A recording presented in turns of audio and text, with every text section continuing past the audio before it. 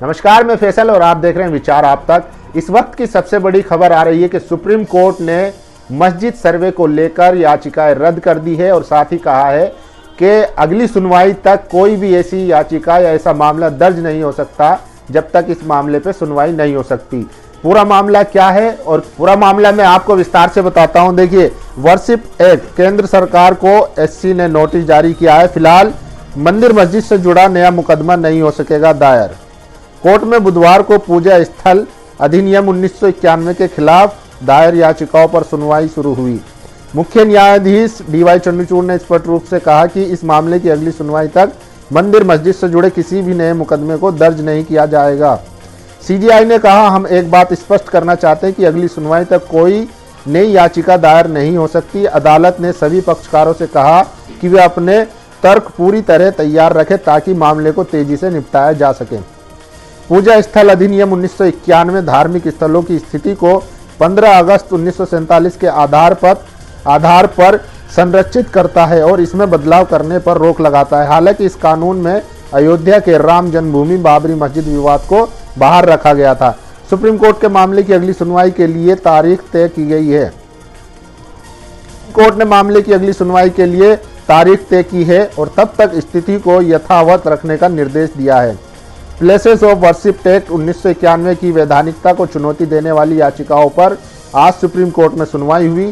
Chief justice Sanjeev Khanna, justice Sanjay Kumar और justice KV. Viswanathan की special bench ने इस मामले की सुनवाई की। सुनवाई के दौरान क्या रखे गए तर्क, केंद्र सरकार का पक्ष। सॉलिसिटर जनरल तुषार मेहता ने केंद्र सरकार की ओर से कहा कि सरकार हलफनामा दाखिल करेगी। सीजीआई ने केंद्र को निर्देश दिया कि वह अपना जवाब दाखिल करे और उसकी प्रति याचिकाकर्ताओं को दे। सीजीआई की टिप्पणियां क्या रही वो बता देता हूं। सीजीआई ने कहा कि इस मामले की विस्तृत सुनवाई नहीं होगी क्योंकि ये अभी लंबित है। उन्होंने ये भी स्पष्ट किया कि इस मामले से संबंधित कोई नया सूट दाखिल नहीं होगा। सीजीआई ने कहा कि कई सवाल उठाए गए जिन पर अदालत सुनवाई करेगी। याचिकाकर्ताओं की दलील क्या थी वो सुन लीजिए। वरिष्ठ वकील राजू रामचंद्रन ने कहा कि अलग अलग अदालतों में कुल 10 सूट दाखिल हुए हैं और इनमें आगे की सुनवाई पर रोक लगाई जानी चाहिए। केंद्र सरकार का विरोध। केंद्र सरकार ने इस मांग का विरोध किया। एसजी तुषार मेहता ने कहा कि कोई भी प्राइवेट प्रॉपर्टी केंद्र सरकार ने इस मांग का विरोध किया। एसजी तुषार मेहता ने कहा कि कोई भी प्राइवेट पार्टी सूट पर रोक लगाने की मांग कैसे कर सकती है। मुस्लिम पक्ष ने दलील दी है, वो भी बता देता हूं। देखिए, मुस्लिम पक्ष ने बताया कि देश भर में 10 स्थानों पर 18 सूट दाखिल किए गए हैं। उन्होंने अनुरोध किया है जब तक प्लेसेस ऑफ वर्शिप एक्ट पर सुप्रीम कोर्ट का फैसला नहीं आता सभी मामलों की सुनवाई पर रोक लगाई जाए। प्रमुख लंबित मामले। सुप्रीम कोर्ट ने उल्लेख किया है कि मथुरा का मामला और 2 अन्य सूट पहले से ही अदालत में सक्षम लंबित है। तो मामला समझिए, जिस तरीके से केंद्र सरकार के सॉलिसिटर जनरल तुषार मेहता ने कहा है कि कोई भी मैं समझता हूँ पिछले कई सालों में टेम्परेरीली सही, यानी कि कुछ समय के लिए ही सही, संविधान की गरिमा को, जो संविधान चाहता है देश की सुप्रीम कोर्ट से, उसको रखा है। और मैं इसलिए नहीं कह रहा कि ये फैसला शायद हमारे पक्ष में नज़र आ रहा है, इसलिए ये बात नहीं कह रहा हूँ।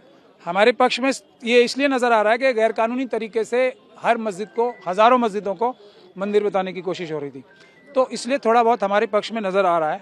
लेकिन कोर्ट ने जो रीज़न दिया है इसका, वो ये दिया है कि जब एक किसी इशू के बारे में आप स्वयं ही चैलेंज कर रहे हो कि ये इशू जो है इस पर सुप्रीम कोर्ट डिसाइड करे, तो निचली अदालतें उस इशू पे कैसे डिसीजन कोई दे सकती हैं। तो इस वजह से जब तक सुप्रीम कोर्ट में ये डिसीजन नहीं होता, हमें नीचे के सारे काम, सर्वे का काम, जो इंटरिम ऑर्डर्स भी पास नहीं करेगा कोई, और नया कोई केस भी डाल नहीं पाएगा जब तक ये फैसला नहीं हो जाता। अब नया केस डालने से रोक के बारे में भी मेरे ख्याल से क्लैरिफिकेशन मुझे करना चाहिए, और वो क्लैरिफिकेशन ये है कि प्लेसेस ऑफ वर्शिप एक्ट ये मना ही करता है पूरी तरीके से कि कोई भी किसी केस में भी, इन केसेस में अदालत में जा ही नहीं सकता, कोई कोर्ट ऑर्डर पास नहीं करेगा। तो सुप्रीम कोर्ट का ये ऑर्डर फेयर है कि जब मना ही है, अब सही या गलत तो सुप्रीम कोर्ट फैसला करेगी ना।